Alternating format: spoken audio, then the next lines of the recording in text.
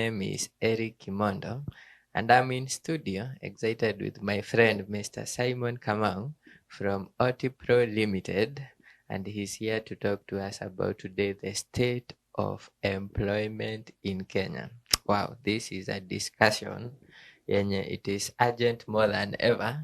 And I'm so excited to have you because work is a gift. Yes. God expects us to work. Yes. He has given us the ability. But why do we see such a great difference? The percentages are not looking good. I know you are going to be giving those figures to us. But how are you? I thank God. How was your journey? No, very safe, very peaceful, and successful altogether. Wow. Yes. Amazing. Karibu sana. Thank you. Thank you. Thank you for honoring our invitations once again. Thank you. Tunakupenda sana. We love your insight and the wisdom that you carry. Thank you. Na leo kwanza naona leo tuko tayari. Tuko I don't know whether our listeners and viewers wako tayari. Tuzungumziane. Yes. Let's start with defining what is the state of employment in Kenya. Thank you. My request and appeal to our listeners, we need to appreciate the topic at hand. Is equally an emotive conversation, looking at it from the perspective of where we are as a country. And this does not only limit itself to within Kenya, but it's becoming a global conversation altogether. To define employment, this is a state of having a paid job for production of goods or services. So that meaningful thing or activity that you undertake, and at the end of the day, you are paid or you are compensated in form of wages or salaries. That is what is defined as employment. So anything that you do and does not necessarily have a return or an incentive, in this case, then perhaps we need to define it otherwise. No, they will always say it's volunteering, is a philanthropist. But all in all, we see value proposition coming out of by involvement of the producer and the one who is receiving. So at the end of the day, we'll always have incentives. So to start with, the state of employment in Kenya is both compound and structural. Okay? Because when you look at it now from a compound perspective, the population is growing by 2% every year. But the unemployment rate is growing by 5%. So you obviously need now to really get to appreciate that indeed this particular gap is widening. And it now beats the logic as to why we really must not have everybody within this conversation as a nation figuring out on how to create work or to create employment. So this gap really does not stand quite very well, because you will expect it to be the other way around, that we have an employment rate going down by this margin as much as the population is growing. So we don't have a gap when it comes now to people accessing quality and meaningful work to actually now gain the incentives to also push them to afford the day-to-day needs, both at recurrent and also capital. Looking at human being as a developing being as much as we are social. So now when you move and look at it as a structural conversation, you need to appreciate when the missionaries came to this country pre-independence, one of the gains which we really benefited from was education. Okay? And education as it stands in my own understanding, and it can be researched, this is an experience which you walk through within a specified timeline to gain knowledge that should propel you to the next world. Okay? Now, the outside world of that knowledge moment and timeline requires you now to have the technical skills and have the industry knowledge that will now come out and make you stand out as somebody who is in a position to have the abilities and that capacity to provide now for the goods and services. But then when you look at it now from a reality point of view, we have, yes, an education system which is purely passing knowledge to our own kids and our own sons and daughters, but not equipping them with that capacity and capability to come outside here and stand tall when you look at it now from a perspective of what is required in the industry. So in 1958, there is a guy by the name Henry Makobi. He composed a song, and this song was composed purely to communicate to the country that they need to really study very hard so that they access employment. And it did not only stop at Henry Makobi composing that song. It equally found its way all through to the Voice of Kenya then, which is currently Kenya Broadcasting Corporation, both radio and TV. So, and you will appreciate, Eric, and I have said time and again, media will always educate, they will create that awareness, and they are likely to influence people's thinking and way of reasoning. So indeed, that particular now composition and the message that landed into our own ears propelled the society, in this case being a representation of the parents, to push their kids, our sons and daughters, to school for purposes of being employed. Okay? And that is actually reflected now currently as we stand. Annually, we are releasing about 1 million job seekers to the industry from universities, colleges, and TVETs. Okay? Out of that 1 million, about 23% will access quality work in the form of employment as we had defined it. So they're being absorbed. But what is also quite really very worrying is that as they are being absorbed into gainful and meaningful work, they are not necessarily coming in or joining these organizations to undertake and pursue what they actually studied in school. Okay? So we have the 23 in employment, correct? But are they doing what they necessarily studied from the onset? And in this case, we are not saying that these are people who have been into the industry. So in the course of time, they have been changing and shifting their careers through now the experience that they have acquired on the job. These are people who are directly coming straight to the employment world. So what does that mean, at that particular stage? Looking at an organization from the foundations of it moving in one direction. Okay? Now, the 700 and about 60,000 are now shifting into alternatives. The alternative or options, a plan B as it's commonly said, is entrepreneurship. When you look okay? So is entrepreneurship.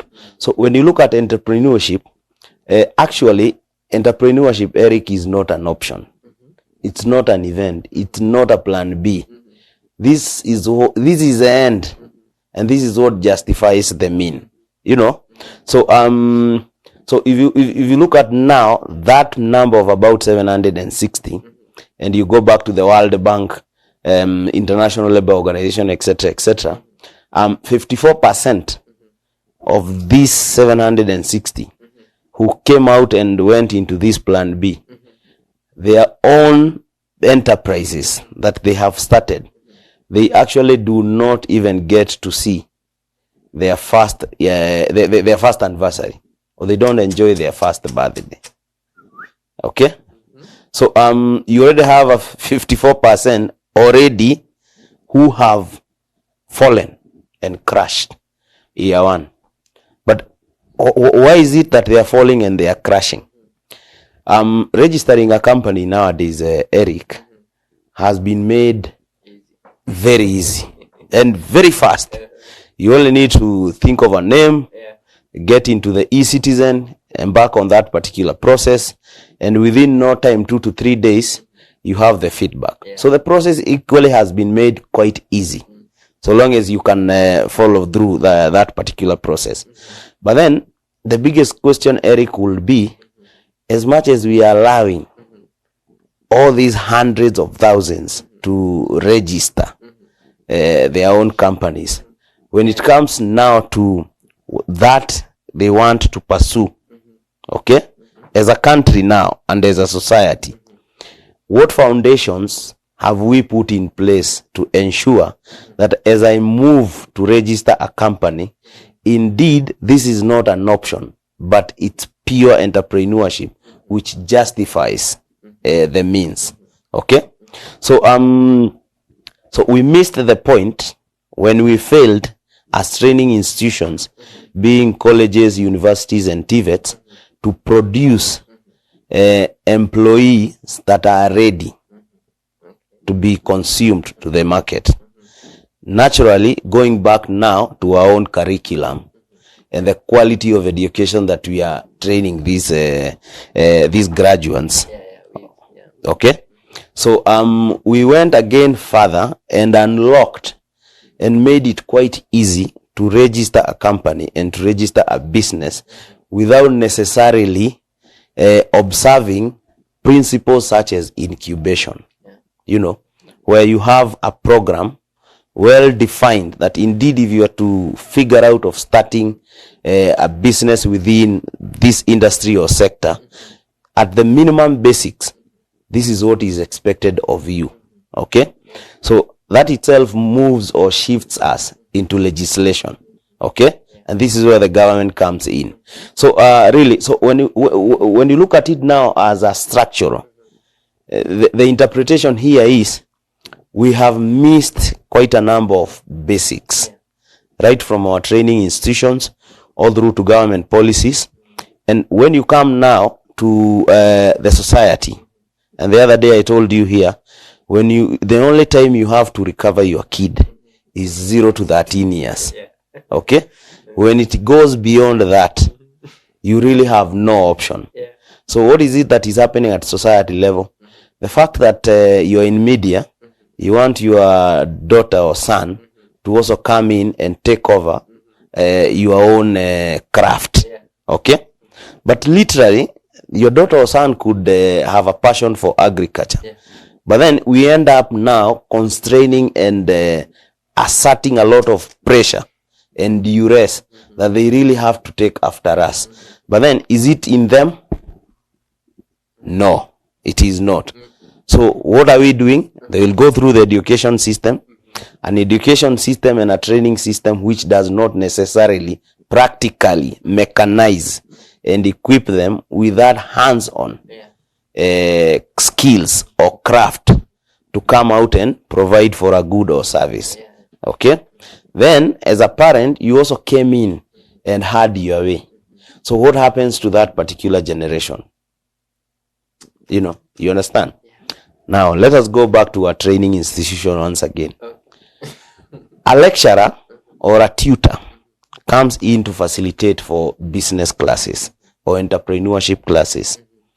They have never even operated a kiosk, Eric.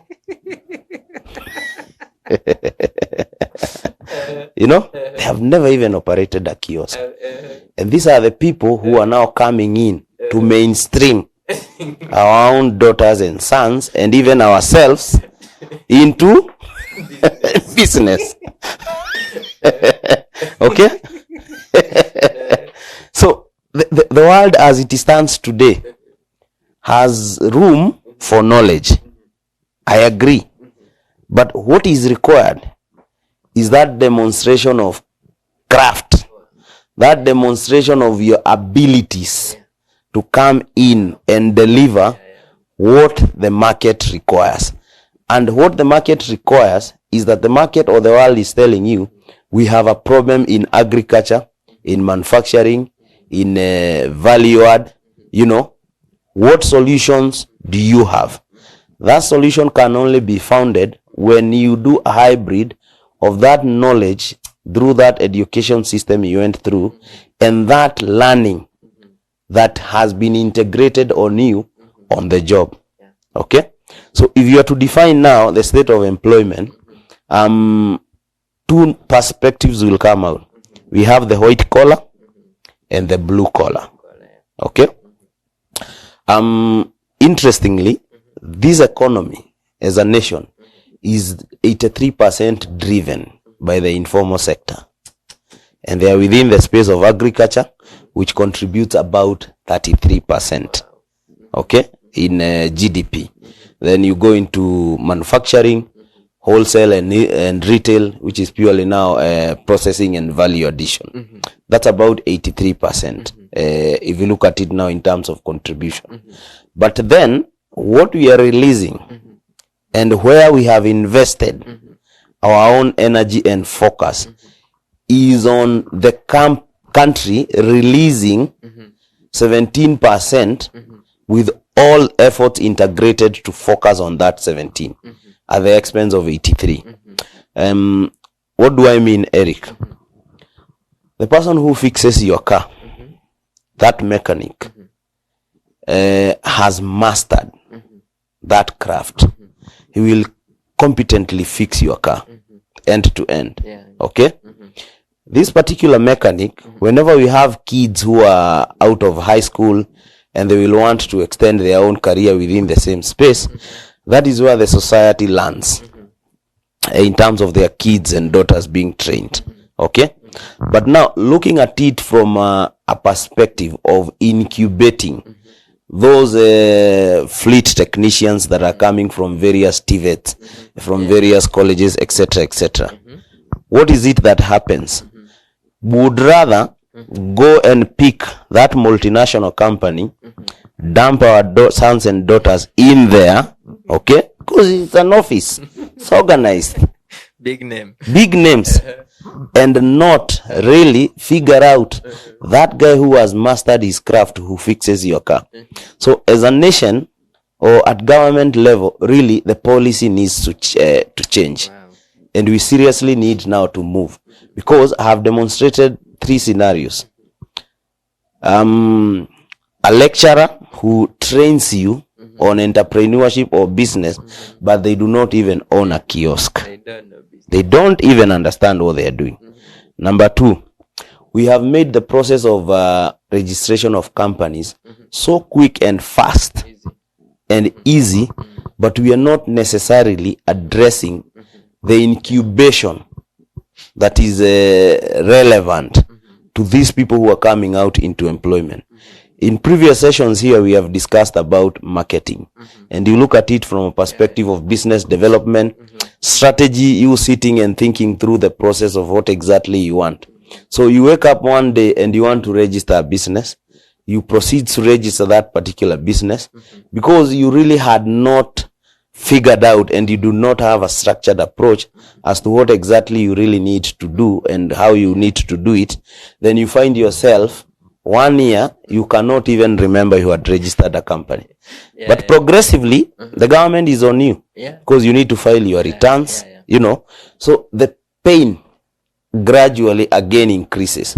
Then when you look at it now from that 24% that are getting into employment, you would realize, yes, they are getting into employment, but not to do what they were supposed to do.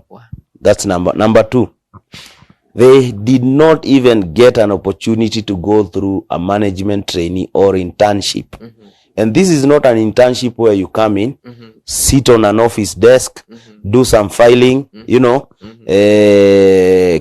put the chairs and desk in order, become an errand boy to be sent upside down, you know. Then 3 months, I give you a letter.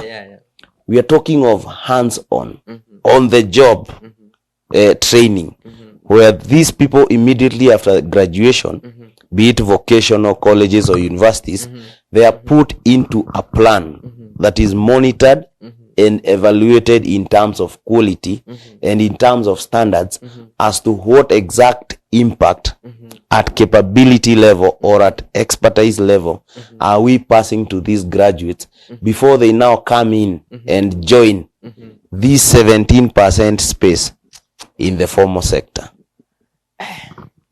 Clearly things need to change somewhere. Yes. From the government to yes. the education system. Yes. To our parenting models. Yes. Our parenting models. Yes. Looking at the solutions, let's start with people that recently graduated and they went through this system that was not okay. Somebody have their degrees. We've seen, unfortunately, on social media, I've seen it, people banning their papers because they went through a degree program that maybe their parents even sold off some of their home assets, kama shamba. Yes. They didn't have anything else yet. They went through school 3 years. They selected a course that they thought would do well, but it ends up in frustration. 5 years, 6 years, 7 years down the line, no employment. Starting off with helping such kind of a person, what do they do in this state of employment that is in Kenya? To me, this is quite valid and fundamental. And I note you have actually mentioned people who are burning down their papers. Recently, I was involved in an interviews. We were actually recruiting for one of our clients, scouting for somebody who at least has minimum basics in finance. Up to this point, Eric, I can confirm I have interviewed about 15 candidates. Okay? And I still do not have an indicator that I'm going to have one. And at stage one, we're actually talking at stage one. We've not even gotten now to second level. We are now at stage one. Very big, bold papers. Okay? Very colorful in terms of grades. But in terms of competencies, we have a problem. Now, for this particular graduate who has since gone through this particular education system, which we are saying has a problem, looking at it from a bigger perspective. 3 things. Number one, that particular graduate, and we can even talk now to those who are still ongoing. Honestly, we are getting to them. Yes. So that particular graduate, with all fairness and honesty, you look at our education system, we spend about 20 years in school. Okay? Almost 20 years. 8, 4, 4, then in between, you know, you had gaps awaiting for admission, etc., etc. So if you are to reverse the 20 years, then it will even be very expensive. Actually, it's more than 20 years because, you know, most of us join school at 7 or 8. So, yes. To Maliza University at around 23, 24. Exactly. Okay.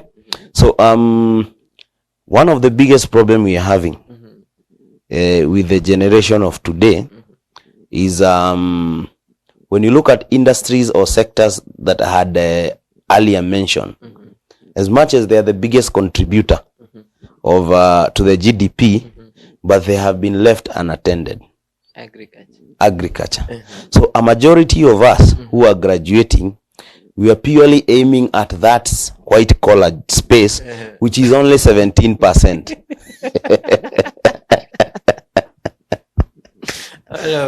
All of us, 1 million aiming at 17%. Okay?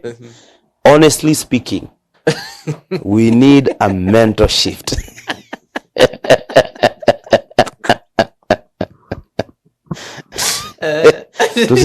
Tusidanganyane, Eric. You know, we need to tell each other the truth. You know, let's just tell each other the truth, however bitter it is. Yeah. The space for the white collar job, it's 17%. Wow. Okay?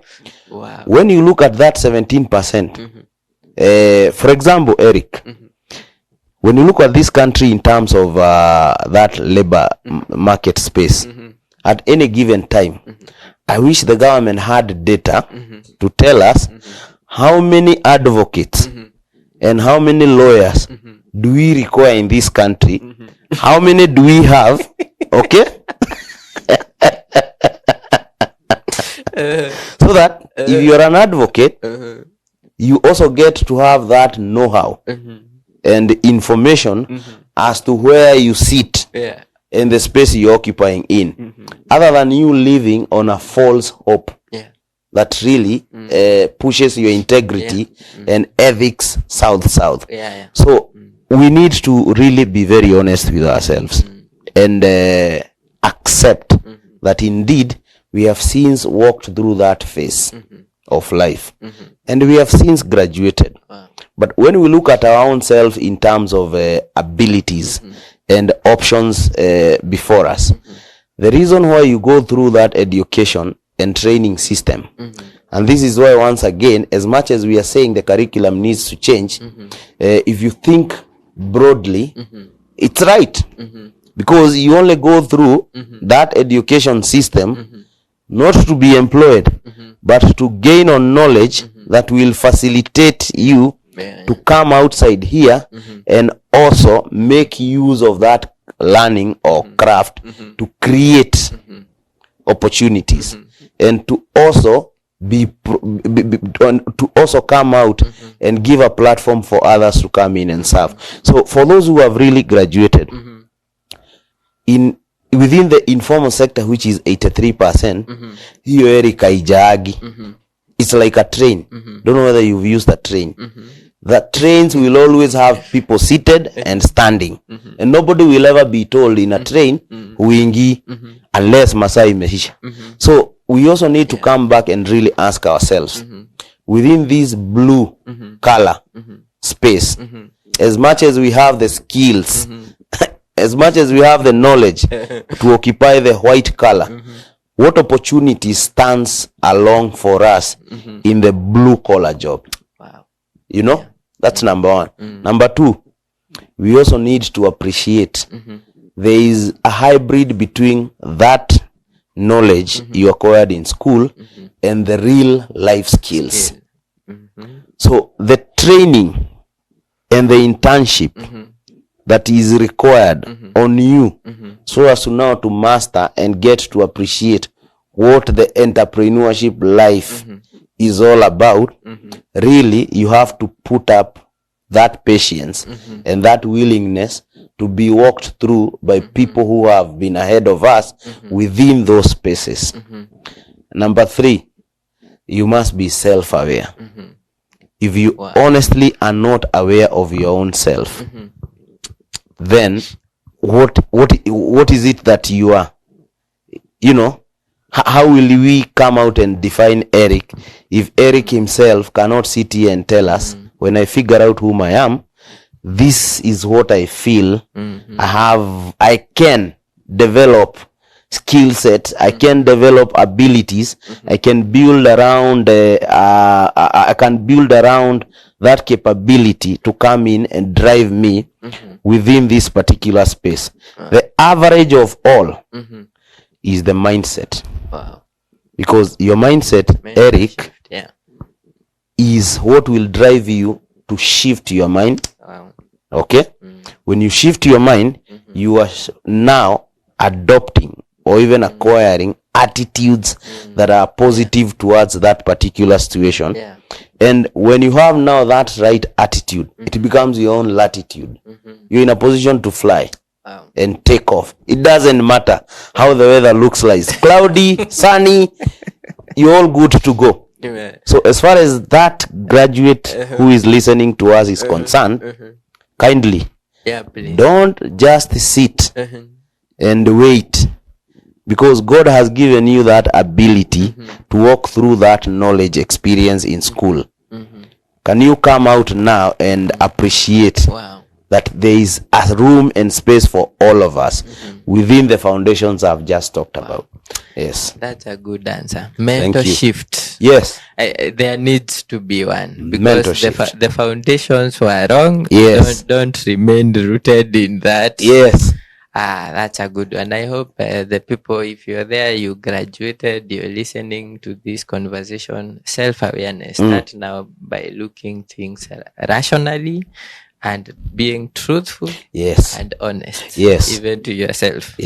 A friend of mine, tulienda naye campus, alinitumia kitu inaitwa meme juzi. Let me see if I can get it here. She's called Caroline. Tulienda naye Moi. So she sent this meme. Inasema mtu anasema ati ni aje, mwingine anajibu poa. Then huyu anauliza tulikuwa tunafanya course gani? Then mwingine anauliza lini? Mwingine anamuuliza tukiwa shule.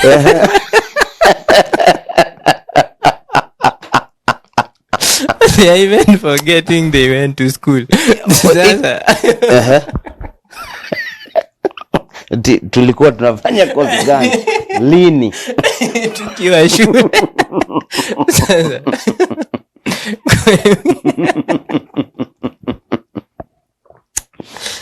This is because I want you to talk to the people in school. Because kuna hii kitu ya kusoma alafu unagoja kwenda kutafuta kazi.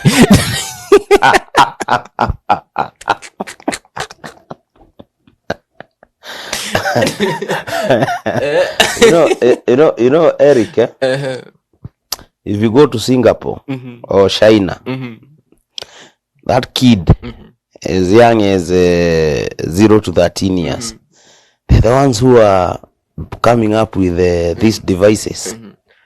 Okay? So what does that tell us? So before I get to this particular now case, the other day you witnessed, and that case is related to this conversation. NYS required about 350 candidates. They at Embakasi, I remember. At Embakasi.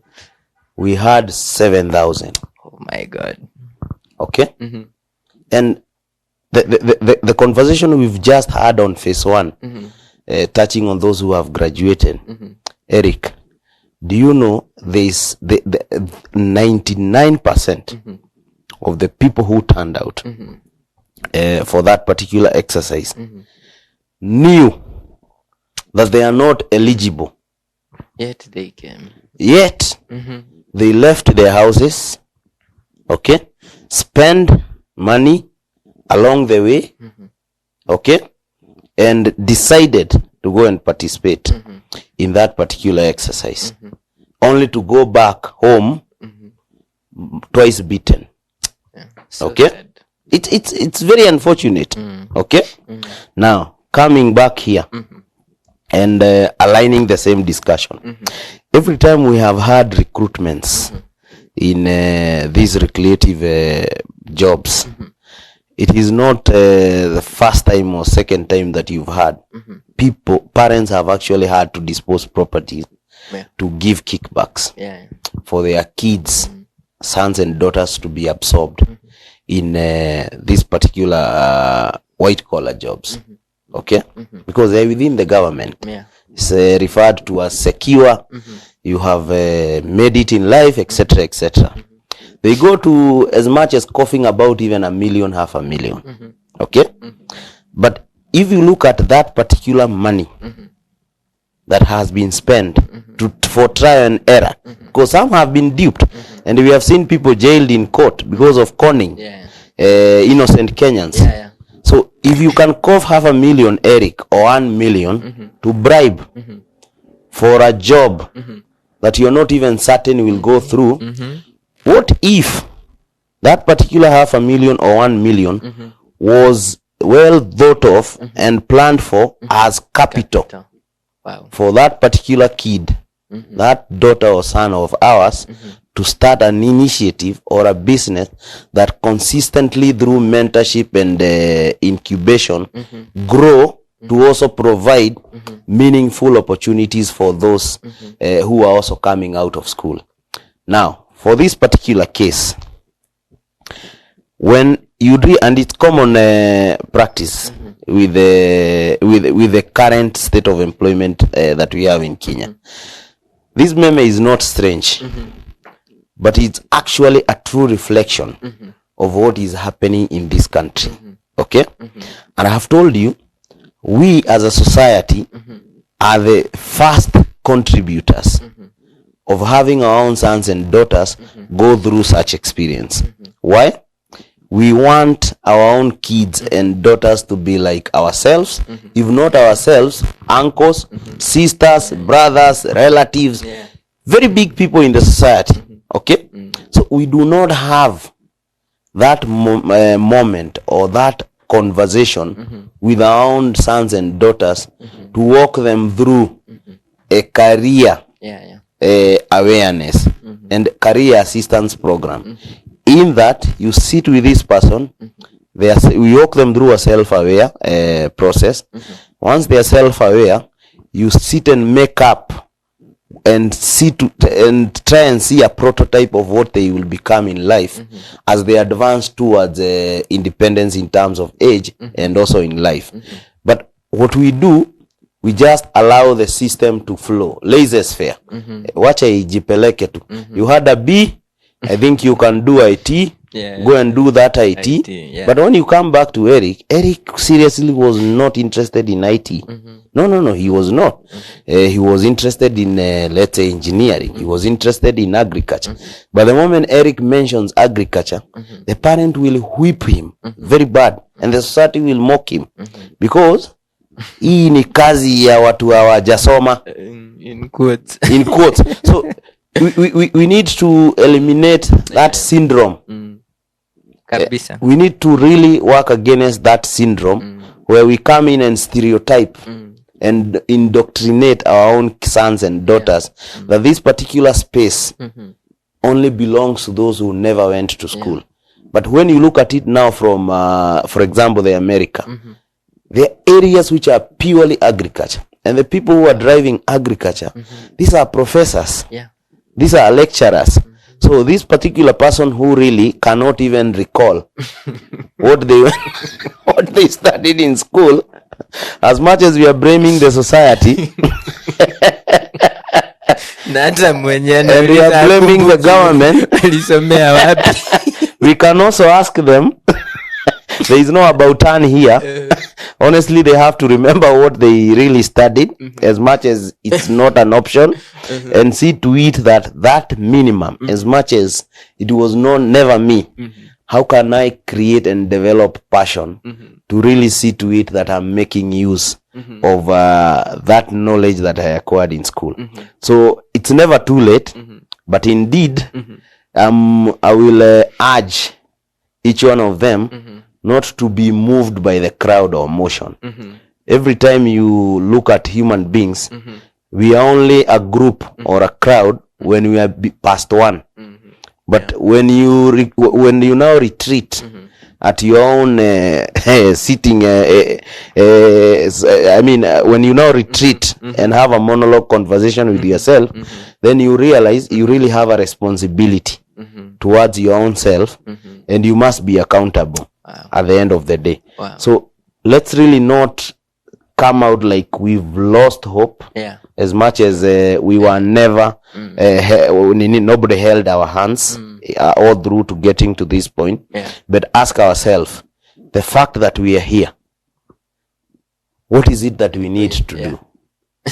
What can we do to push this life to the next level? Yes. We've looked at the government needs to reform education. We've looked at the people that have gone through the system that we call flawed, and they have been graduates without work, tumedeal na students. Now let's go now to the parents. Yes. And especially for parents here, a lot of parents don't have experience career guidance. For example, they rely a lot on what other people say. Like the case yenye sasa unasema, parents will tend to push a child to certain kind of courses because that's what they know. But now, in terms of the current age and time, what would you tell parents all the way from mtoto na hata wale wenye wako high school in terms of building up the competencies of a child, kumsaidia ajue what they can be able to do in life na benefit? How can parents rectify that mistake? So let me join it with one commonly subject we studied in school, commerce, and is still being used today. We have 4 factors of production. We have labor, we have land, we have capital, and we have entrepreneurship. Okay? With these 4, you at least have a platform to come and start off an initiative.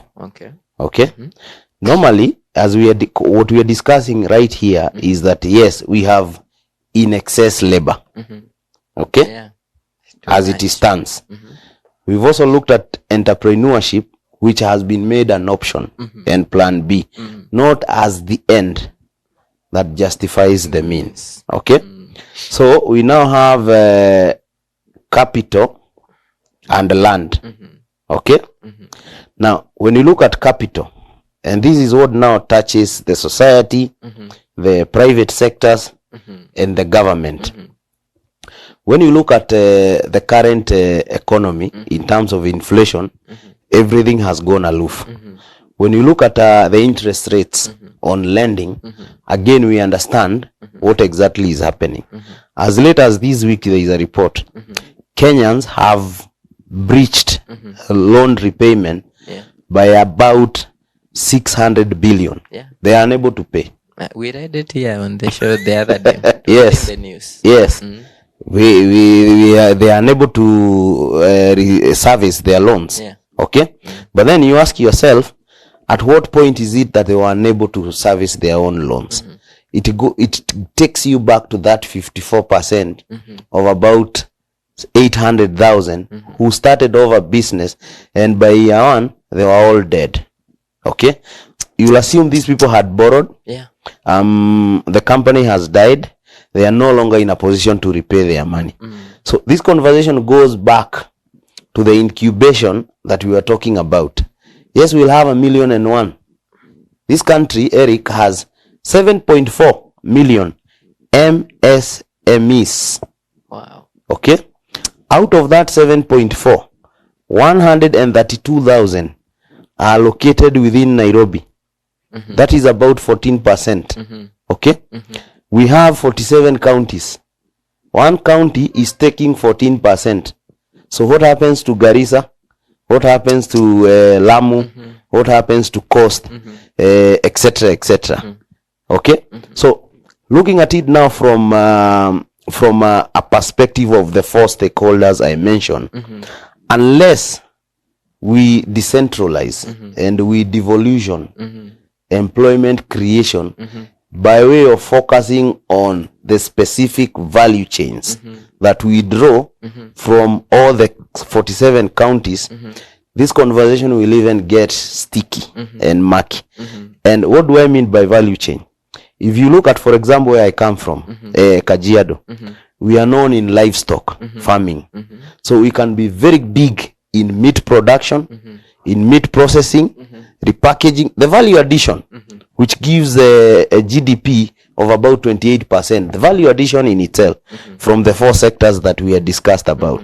So really, so when you look at it now from a perspective of the way forward, as I jump in now to the parents, Kiambu was known in coffee as we look for our factor number 4. Okay? Yes, it was. Land. The land here, as much as Kajiado is known for livestock, Kiambu is known for coffee. Okay? But what land policies do we have as a society What land policies do we have as a government, both national and county?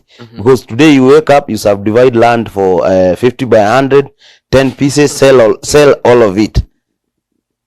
You understand, Eric? Yeah. But during the white settlers, during the colonial era, we had land which was gazetted. This is agricultural land. Okay? So as much as we are saying these graduates can go back and start off agriculture, where are they going to start, Eric? Because the land was subdivided and sold off. And when you look at land as a factor of production, it will feed you, it will give you rent, you can mine, land will give you anything.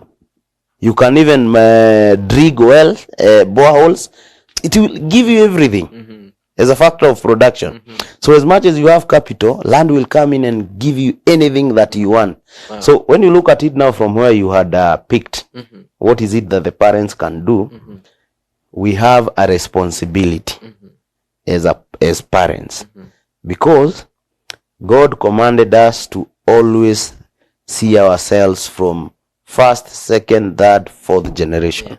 So if God will give you a standard age of 70, for example, 2 years from now, as a parent, you should map that generation as to how the continuity will go. The continuity of generation, as much as we are talking about work as a factor of production, equally that generation can only continue when we work on it. And the only way to work on it, how do we have mentorship programs, and how do we have a conversation that is collaborative with our own sons and daughters as a society, and come up with initiatives to get to pick and land their mind in platforms that will make them do what is meaningful, and that what contributes value to the society. So let's talk to our own kids. Let's really get to understand and pick our own kids. And it will only happen 0 to 13 years. Wow. If it doesn't happen at that point, that conversation will not. Inarudi pale. Inarudi tu pale pale. In a minute, talk to us about OptiPro as we come to the conclusion of this discussion. So thank you. So OptiPro Limited has equally now come in to collaborate with all these stakeholders. And we are really looking into bridging that gap between the school and the industry.